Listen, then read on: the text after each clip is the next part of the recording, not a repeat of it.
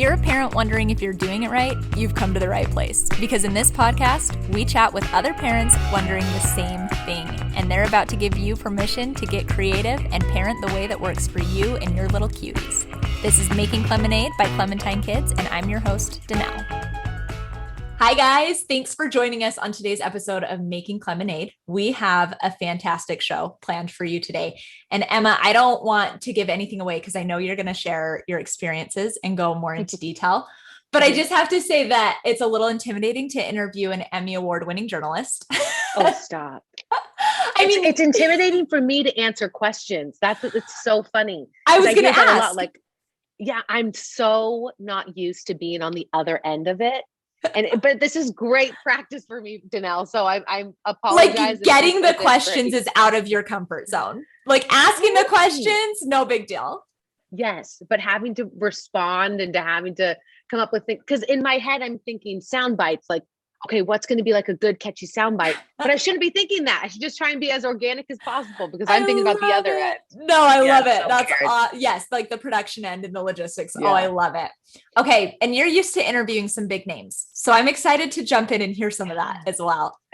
I mean, I have had some wild experiences in this business. I mean, some of the interviews have popped up like because they were, ready to go and they were happening like when I was working with the Today Show, but other ones have happened super in crazy situations. And it's just made like career highlight after career highlight. But like you need like a book of all of your experiences here. That's what you need. I seriously love that. Yes, it would be so much fun because there's sometimes like after you talk to someone that you really weren't expecting to talk to, you get on this high of just like, wow, like I just spoke to Jimmy Fallon, or I just had a full conversation with Adam Levine like he was my best friend, or Blake Shelton kissed me 16 times on the red carpet in the middle of a live interview.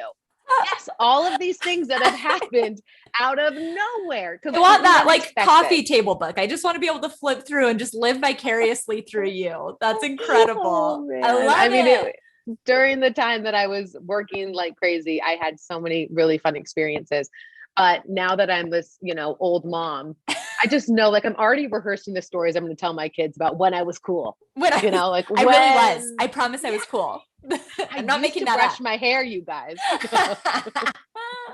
Well, good. I'm so excited to jump into that. And now last time I heard you speak was last fall and you were super pregnant. So you've had a baby. Yes, that's right. I had a little boy in January. His name is August. We call him Augie, and he's getting to that stage where he's so chubby. Oh, it's my favorite. I can't even stand looking at him. He's so cute. That's so yummy. I love those cheeks. That's so dang fun. So, okay. So you've had a lot of things kind of change in your family. Your family's grown. Obviously we got through a season of COVID. So a lot's happening, but why don't you start by just telling us a little bit about your family and then we'll kind of just dive into what you were doing before you were rocking the whole mom thing. How's that sound? Yes. Okay. Sounds perfect. Yeah. So I met my husband in college and we dated for about 4.5, almost 5 years. If it was up to me, I would have married him the minute that I met him. Like I was in love. And every time he would break up with me, because there were several times, I would hug him goodbye and like whisper like, I'm going to marry you. That's just how creepy I was.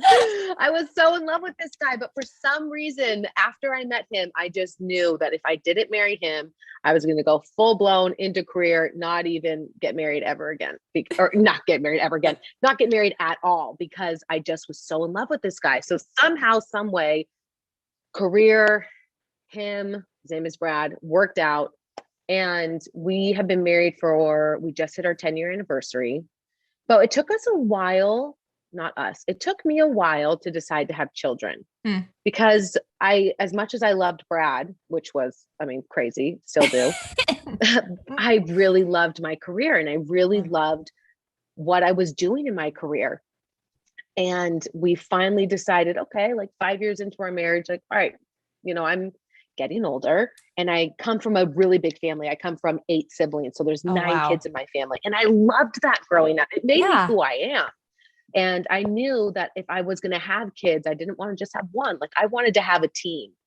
because that provided such a great foundation for me and still does. It's the people that support me the most in life. And so when we had one child, I remember like the conversation. He was 5 months old and I was like, all right, let's get next one.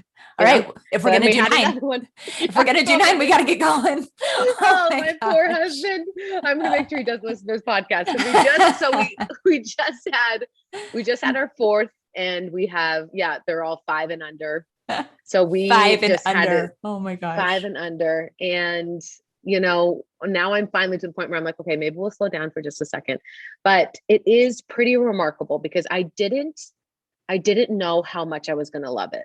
Like I had no clue how much I was going to love being a mom. Oh, I thought I knew love. Like I love my husband and I love my work and I love my family. But after I had kids, like, I feel like I finally understand I don't think that love is enough. Like, I don't think that word is enough to describe the feeling of having these children come into your life. Like you need to create a new vocabulary for it. Totally.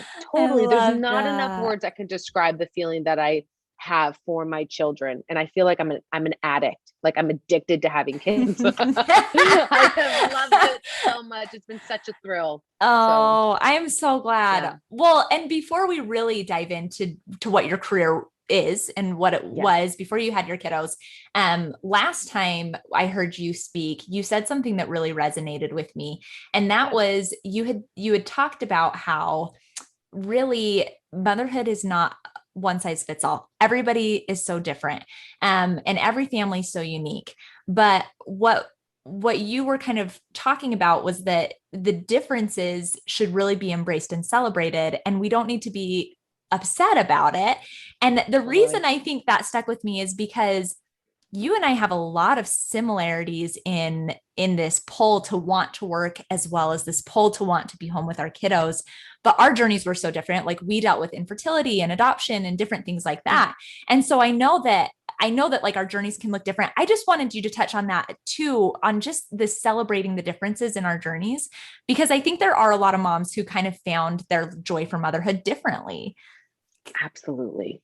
And sometimes it isn't so joyous. Yeah. I think what I've learned a lot, not only in motherhood, but also in the career that I was in, which is an extremely competitive career, and it always pits women against each other, was that the only time someone's going to lash out at you or judge what you're doing is when they see in you something that they're insecure about. And I found that in motherhood as well, where, if someone would post a picture of them breastfeeding in public and people would go after that person or something, you could tell that it was from something that was uneasy or insecure that they were dealing with in their own lives. Yeah. And I remember thinking about that in motherhood and trying to, rather than fight back at someone who maybe told me I was doing something wrong or had a different opinion on something, I tried to turn it into having compassion towards that person, because obviously they needed some support. Yeah. Obviously they needed some validation or something to make them feel okay with the way that they were mothering. Yeah. Motherhood is so hard. I mean, for me, I feel very lucky because, my husband and I didn't have trouble getting pregnant, but I have a best friend who is still to this day fighting to have a baby. There's just so many different paths. There's so many different journeys.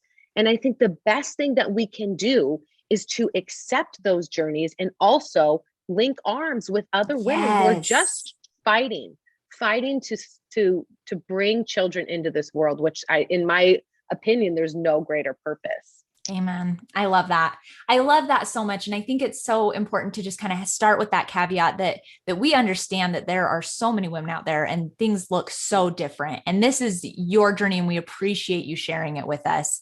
But I think there's a lot that you'll have to say that'll resonate with a lot of our listeners. So okay. So let's dive into your career. So talk to us a little bit about what you were doing and some of those opportunities when your family came along. Yeah. So I went to BYU and I studied broadcast journalism out of I mean, I had no clue what I wanted to be. I wasn't thinking at all in high school, like, oh, I want to be a newscaster. I can't even remember watching the news ever growing up.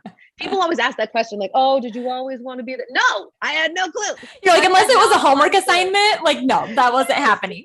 Not even, I mean, it was ridiculous. It's so funny, but for some reason, I just had this feeling that like, man, this could be kind of cool. And I went to my first class and I just like felt it, like felt like, oh, this is like my calling, man. I love this stuff. And I just dove head first. In college, I went and did every single internship that I could get my hands on. One of those internships was flying over to Wimbledon in England and covering the tennis championships. I did not know one thing about tennis. I never played tennis. I never picked up a racket. I didn't know who Rafa Nadal was. I didn't know who Roger Federer was. I kind of knew Serena Williams. That was it. Like I had no clue. So I'm showing up for this internship in college, and I am dressed to the nines. Like I look like a movie star, because in my head I'm thinking, the main anchor is going to get sick and they're going to put me in. Like I know it's going to happen. Of course. And I'm going to cover this thing. And I get there with all the other interns and they all look like they just rolled out of bed. And for those 2 weeks while I was at Wimbledon, my job was to get people who were actually working food the whole time. The entire time. For 3 weeks straight. Yes. Oh my gosh. Totally what you showed up for. Exactly. I remember being so grouchy about it the first day when I realized like they just handed me a stack of menus. They said, okay, go get everyone's order. And I was like, you've got to be kidding me. In these heels? In these 4-inch Do you heels? See how I'm dressed? Totally. I curled my hair for this. And I the first couple days you kind of had to fake it till you make it. You put on a smile and make coffee. I'd never made coffee in my entire life. And you're over in England, so you're making tea and I don't know how to do that. And then I just knew that, okay, I got to turn this around. I'm going to be doing this. So I am going to be the best, little chef they've ever had. And so I had a smile and I got everyone's orders every single day. And I tried to start conversations with people and talk to as many people as I could, even though I was just getting them food and cleaning up their trash. And I left that internship, went back to school. I was about to graduate. I didn't have a job yet in the industry, but I got a call and it was a message and it said, hey, Emma, this is John from NBC Sports. You might remember me from Wimbledon. We really want to talk to you because we have the Olympics coming up in China. So I called him back immediately and he said, you had such a good attitude. We would love to hire you and put you on our team. Oh my gosh. The coverage of the, of the 2008 Olympic Summer Games in Beijing. Will you come to China? And I was like, did you even have to think about that? No, I said yes before he even said hello. I was gobsmacked. I was like, how? All I did was get you food and you want me to be part of the team? Now, granted, I was behind the scenes. And so my job when I went over to China was all of the different feeds, all of the different video that was coming in from gymnastics, that was coming in from swimming, that was coming in from water polo would come into this place called Central Tape. And that's where I was working. And then we would edit those videos and then we would push them to America from China. Wow. And like our biggest night was working the opening ceremony. And that's when, you have the big show, all the feeds from about, almost 70 different cameras are coming into us. And then we are sitting there trying to piece together this whole show and then send it over. And you're working almost 24 hours straight to get the opening ceremony set and ready to go. And I remember I'm in this tiny little edit bay. It's this tiny little room with the president of NBC Sports, with Bob Costas, with like the biggest names in NBC. And I'm sitting there like almost laughing to myself, like, I'm only here because I learned to make tea. Like, that's the only and you're like, we're about to be best friends. Totally. And it was the most incredible experience. Of course, I'm watching the reporters and I'm watching the anchors and I'm envious, but I'm also not envious in a way where like, you're mad and you want to take their jobs. But knowing that I needed to put in the work to get to that. I knew I wanted to get to that level. Yeah. Like I knew I was so fired up. I was so Yeah, it was motivated. in I a was way so that ready. propelled you. You were, Totally. yeah, I love And when that. you're watching someone do something that you want to do so badly, you can go one of two ways. You can hate them, you can be mean to them, which is things that I've had to deal with in this industry, or you can use that fire and you can use that feeling, those feelings that you have, and you can channel them in a way where it motivates you to work even harder and to show up even more. And so I got home back. I'm from California, so I went back to San Diego, back in with my parents' house. I graduated college, just came back from this incredible experience, and I had no job. And so then it was time, okay, I could continue working with NBC Sports behind the scenes, or I could do what I actually want to do, and that's to become, a main anchor somewhere. And so I sent out a million tapes all over the country trying to find a job. And the only place that called me was Idaho Falls. And I was from San Diego. I didn't know where Idaho Falls was, but they offered me a job and they said, we will sign you for 2 years to be a weekend anchor and a reporter during the week. And we'll give you $20,000 a year to do that. And You were I like, said, okay, sold. yes, done. I will pay you. And I moved up there and I'm from a family that's so huge. I was living by myself in an apartment. I was scared out of my wits. I never lived by myself. The whole experience was so wild. I was working every single job that they would let me do. I learned how to do everything. I learned how to write. I learned how to edit packages. I learned how to shoot. I learned how to everything that you could possibly learn in the industry. I learned up there. And because of that experience, I was able to go from that small little town to Phoenix, which is a very big station and a very, the way that markets work in television news, New York is number one. Sure. LA is number two. Sure. Idaho Falls was market 162. We're very far down, but I was somehow able to jump from there to Phoenix, which is market 11. And I moved here, got married, and had to work from the bottom up because Phoenix was taking a chance on me. They said, hey, we see some potential, but you're going to have to prove it to us. Like, you're going to have to show us what you can do. You're like, well, I make tea. Yes, totally. How do you like your coffee? Just kidding.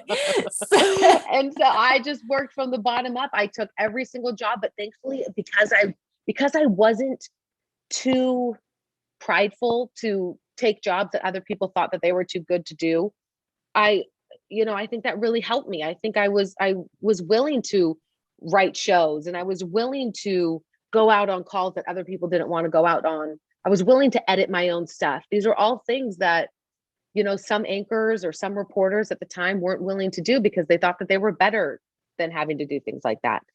So keeping a humble attitude gave me the ability to work my way up quicker. Yeah. And, while I was there, I was still getting calls from NBC Sports, and I was able to go to the Vancouver games. I was able to go to the London games. I was able to go to the Sochi games in Russia. Wow. And instead of just being behind the scenes, I was able to report in front of the camera, and it was incredible. And I was living my dream, and it was so phenomenal. And I got this great opportunity to go cover The Voice, the red carpet of The Voice on NBC. And that's when I got, these really fun interviews going live with Blake Shelton and going live with Adam Levine and Carson Daly. I got opportunities to go to the Golden Globes, where I got to interview, some of the most incredible movie stars. Like Emma Watson. I interviewed her on the red carpet. Oh my gosh. I finally got to see Leonardo DiCaprio. What? He didn't talk to me, but I did get to see him. You're seeing every single major star. I got to interview Nicole Kidman. It was so cool. And I'm at the end of my day there when I was at the Golden Globes. I just had baby number 2 at this point. And Jimmy Fallon was the host of the Golden Globes. And it was at the end of the night. I'm going live at 10 o'clock for my station. And I have my earpiece in, got the lights going. And all of a sudden I look over my shoulder and I can hear in my ear, my producer's telling me, okay, you got 2 minutes until you're going live. I look over my shoulder and like far in the distance, the show's over, like Golden Globes are over, whatever. We're outside of an after party. I see what looks to be Jimmy Fallon. And I was like, no, is he walking towards us? And I'm in a line of reporters and I just look and I'm still getting like, okay, Emma, one more minute. You got to look at the camera. One more minute, you know. You're like, and yeah, right. Jimmy Fallon's over here. I'm going to look at the camera. Totally. And I just yell, I'm like, Jimmy, as if he's my best friend, you know? Hey! And I think it took him off guard because he did that exact thing. He was like, hey, you know, like, do I know who you are? And he comes over and he gives me this big hug as if we're best friends. And right then they say, Emma, you're live. And the camera's on.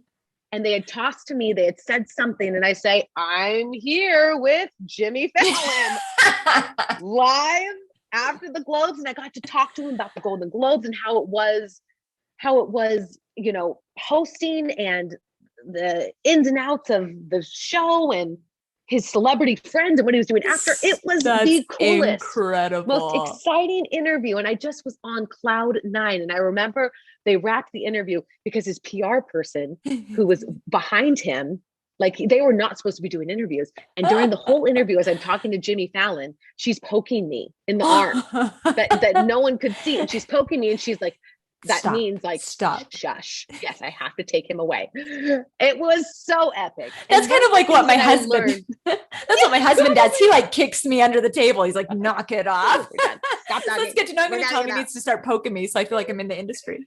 Yeah, wrap it up.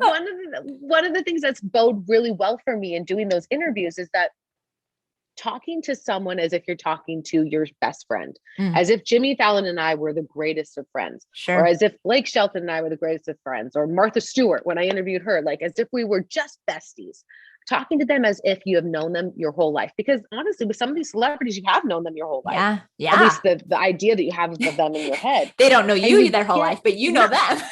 No. And you get the most genuine reaction. And then that person who you're talking to, whoever it is, immediately will lean into you if you treat them as if they are your best friend. I love that. So that has worked really well for me. And after some of these great experiences, my husband and I had decided, okay, like career's going great. I'm in a really good spot. Like, let's try and have a baby. And I found out I was pregnant. Literally 4 weeks later, I get a call from my boss. And he says, we want to send you, we've chosen you, our entire company, which is this massive company, has chosen you to do this project with the Today Show. Oh my gosh. So we're sending you to New York. And you're going to live out there. New York, number one. Yes. National television, working with Al Roker, Hoda Kotb, Savannah Guthrie, people who I have idolized in this industry. You're going to be working with them. You're going to be interviewing all the people that they're interviewing. You're basically going to, like, we're sending you to the Today Show. And no one knows you're pregnant. No one knows. In my head, I was thinking, this is it. Like, I've made it. Like, this is it. Yeah. And then my heart is sinking. Like, oh, great. I'm pregnant. And as excited as I was, I didn't really know what to expect because I hadn't had children before. And I didn't know that my whole life would change the second that I met my son. But at the same time, I knew I couldn't turn this opportunity down. So I moved out to New York and I was there for about, the project lasted for about 6 weeks. And I'm rubbing shoulders with Sting. I'm doing interviews, I said, with Martha Stewart, with, oh my gosh, the list is so long. Jon Stewart. It was just like Andy Cohen would be coming in, Jenna Bush, we'd be doing interviews with her. We'd do it with Ina Gardner. I mean, it was crazy. Every single day was just action-packed, full of celebrities. And it was a dream come true. And then I got the call and they said, hey, like, how do you feel about making this more permanent? And that was the moment where everything I was forced to make a choice. Because at that point, I didn't know if I wanted to continue working full time or what I was going to do after the baby. And again, still no one knew that I was pregnant. You're still at the stage that nobody knows. Yes, no one knows. And I said, I've got to go home. Yeah. Like, I got to go back to my husband. I got to be in Phoenix. this has been the dream, like my absolute dream. But I do remember looking at the people who were at the top. And I remember looking at the lives that they were leading. And while these people seemed to really have it together, there was something that I knew I wanted that I wasn't seeing from some of the people that were working, at the national level. I knew that I wanted to be really present. And I just couldn't figure out how to do both. I couldn't figure out how I could be a really great broadcaster and a really great mom. And rather than, after having children, I really tried. Like I tried to do both. I tried as much as I could to show up for work because, of course, right when I got back from the Today Show, after I had my son, I took a little bit of a break. And then I got the call that they wanted to make me the main morning anchor. Jeez. Something that I had been working for a decade. And now you're going to ask me when I'm like feeling like I want to exit, like when I'm feeling like I want to get out of this. And because I was pregnant with my second. Okay. I was going to say, how old was your baby at that point? Oh, of course, it's the worst timing. And they didn't know I was pregnant with my second. It was just, oh no. I swear with every child came it's like God's way of just like, I'm going to test you here. You ready for this one? And it really has happened this way, that with every child came a promotion.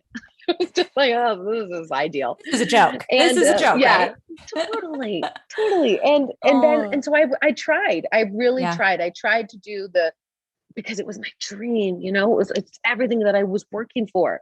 And so I tried balancing the main morning position and having children. And it was such a struggle. And I realized finally around baby number 3 that I just wasn't enjoying it. I wasn't enjoying my work. I wasn't enjoying my children. I was a zombie. I was so mean to my husband. It was just like to the point where I was like, okay, I could continue working, or I could just, it was really hard. And I didn't like the person that I was when I was trying to balance. Yeah. And I really think that balance, when you're talking to a mom, is a swear word, because it's so impossible. It is. How do you balance it all? No, exactly. And I was even going to say, I was like, with this, like a word association game, like what comes up for you when you hear balance, work, and family? Like what face do you want to pull when you hear that phrase? It's the worst. How do you balance it all? Oh, I don't. No, I definitely don't at all. And yeah, I'm an absolute wreck. And I finally was able, I remember my lowest point when I was trying to be the main morning anchor, your face is on billboards, you're on commercials. Everyone throws like the best, most amazing accolades at you. Like, oh, you're doing it all, Emma. It's so great. And I remember I went home to San Diego by myself with my kids in tow. And oh gosh, I remember this night, and it was so horrible. And I just like broke down. Oh. I'm crying like uncontrollably. And my sweet dad like puts me in the car. My kids are in the car. And I just remember crying so hard to him. And he said, Emma, you've got to stop. You've got to stop. You've got to figure this out, because you can't do both. And it's okay. Like, it's okay to recognize that something that you tried didn't work out. Like, that's fine. And that's what life's about. So often we put so much pressure on ourselves that what we're choosing to do has to work out because we chose it. So we have to live in this misery. If this is what we chose, then we've got to do it. If I signed this contract to be this morning anchor for, 1 billion years, then I've got to live up to it. But, it's just not true. Like the pressure that we put on ourselves, it's just not true. Right. Right. And I feel like that is like the word that keeps coming to my brain is obligation. And it's this obligation. I think people feel it both ways, an obligation to stay home or an obligation to keep working. And exactly what you're saying, where you're like, I've put all my time and energy into this in the past. Like it seems kind of like what you're saying is that you felt this obligation to keep going because you would be crazy not to. Yeah. So and there what was do you no obligation to myself. Yeah. What do you do with that obligation? Like it takes courage to walk away from it. Totally. So much courage. And I just didn't have it. I didn't have the courage to do it. And unfortunately, I chose at that time to live in that state of obligation because I just felt like, well, I signed a contract. I've got to live this out. I got to see it through. And at the end of it, then I'll make a decision. Yeah. But I made myself miserable because Yeah. I wasn't brave enough. I wasn't courageous enough to just stand up for myself and for my family. And those are times that I really do. You know, people say, oh, I don't have regrets. No, I have regrets. Like, I wish I would have stood up and I wish I would have said, like, no, I can't do this. Like, this is hard. This is too hard. Because when I look back on those times of my life, like, I barely remember them. Wow. Because I was just, my head was down and I was getting through every single day. Yeah, you're in survival mode. And yeah, and thank heavens for my phone of taking pictures of my kids and taking videos, because I really can't recall a lot of that time. I was getting, 3 hours of sleep every single night because a morning news anchor, you wake up at 2:30 in the morning and you're going into work. And at that time, they were being so kind to me. I can't say enough good things about the station that I'm still part of, because they would let me work part-time. So I would wake up at 2:30, I would go and do the show for 2.5 hours, and I would come home around 8:30. But then the harder job starts, and that's being the mom. Yeah. Like, that's when you really need the energy, and I just didn't have it. And so, like, when I look back, I was so tired that, like, my brain just, it totally, like, I honestly can't remember so many moments, which is so sad. But, then I finally, after having baby number 3, going into baby number 4, I finally said, I can't be your main gal anymore. Yeah. Which, like, the career woman in me, it was so hard to finally come to terms with that, and to finally have that conversation with the news director that I loved, with the boss that I cared about, with the show that I was passionate about.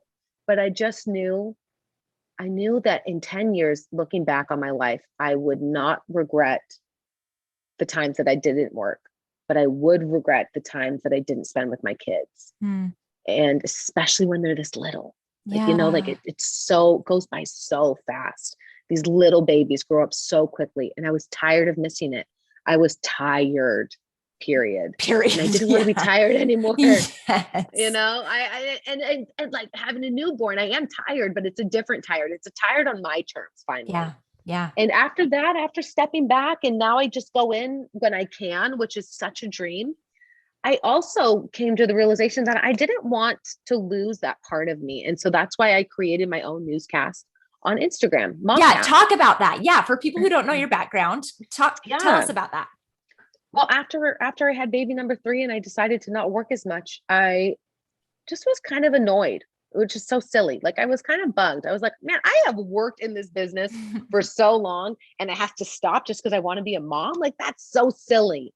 So I'm going to make my own show then, I guess. Yes. Because I was so passionate about news, so passionate about information. I know that information and facts are vital. Yeah. Like, especially to moms who are making these major decisions on where they send their kids to school, what things they buy in their community, who they support, who they don't support.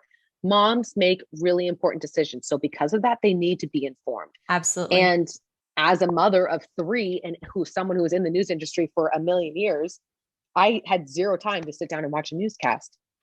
So I was like, well, everyone's on social media. Yeah. When was the last time I was going to say, I was like, I hate that I'm like admitting this, but I never do. I never have time to watch newscasts, and I'm getting my information from social media. And so before we've even like interacted, I had watched you through Instagram, and I was so grateful because it was quick tidbits that I could very easily watch. And it was, anyway, I can't say enough good things. So go check her out at Momcast on Instagram. But sorry, I totally cut you off there. You were just talking about how important that was for moms to stay informed. And you really kind of ran with that and created your own thing from that. Yes. And it has fueled me. It's been one of the coolest, most exciting things in my career, because number one, I made it myself. Like, I've always worked for other people. I've always been told what stories to cover and what to do. Like, now, like, oh my gosh, like, I can decide.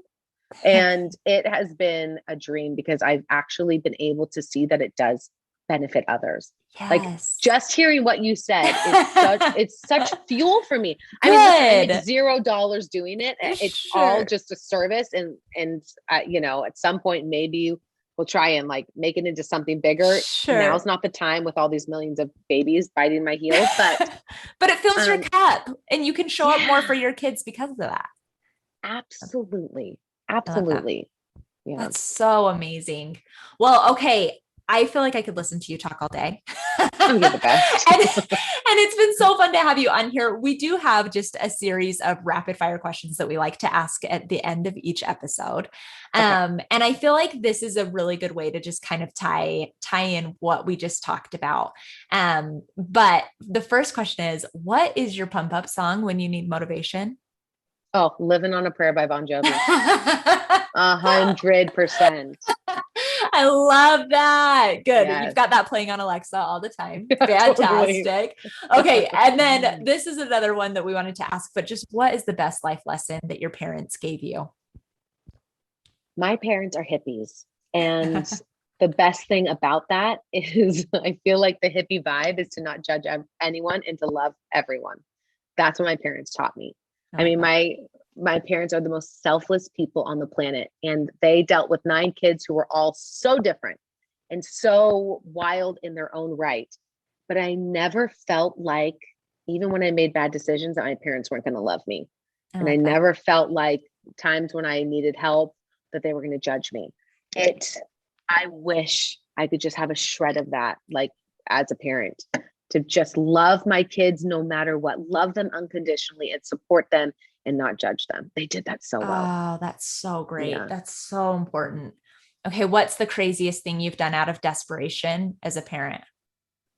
So I just did this last week. My son had a dirty diaper and we were out. I don't remember where we were at. I can already tell this is going to be good. Him. Well, I changed him thinking like, oh, no big deal. Like I deal with dirty diapers every 5 minutes, and we're out somewhere. They're in the back of my car, and I look in my purse. I'm like, I don't have a diaper. But what I did have was nursing pads. So I took this dirty diaper. My son is literally 3 months old. Had nothing else. I took the dirty diaper. I lined it with nursing pads. And then I put it right back on him, and back in we went. Not kidding. It totally worked. Okay, I've never even done the breastfeeding thing, but I'm going to start keeping nursing pads in my everywhere. purse. Yes, everywhere. Do it. Oh my gosh, I love it.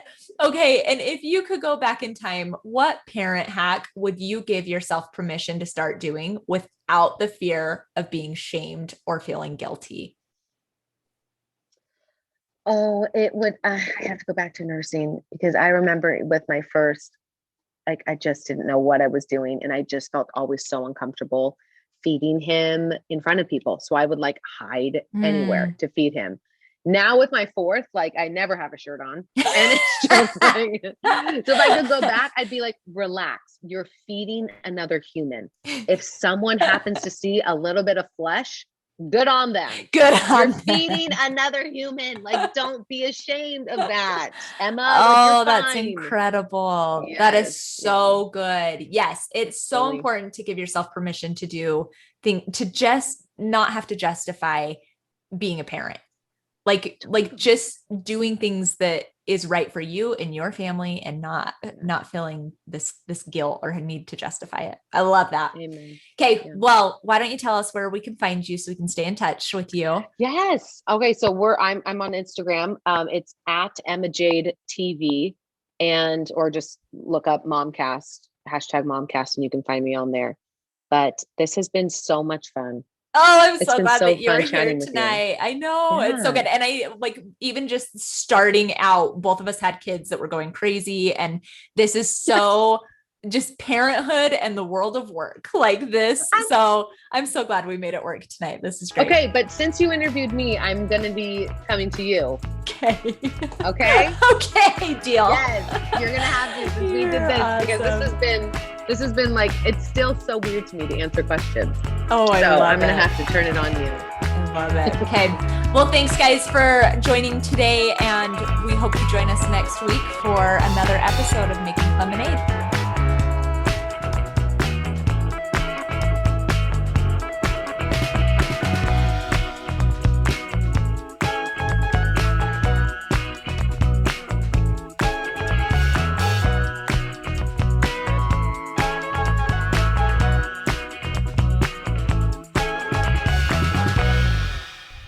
This episode was brought to you by Clementine Kids. Check out our crib sheets, quilts, swaddles, and art prints at clementinekids.com and follow us on Instagram at Clementine Kids.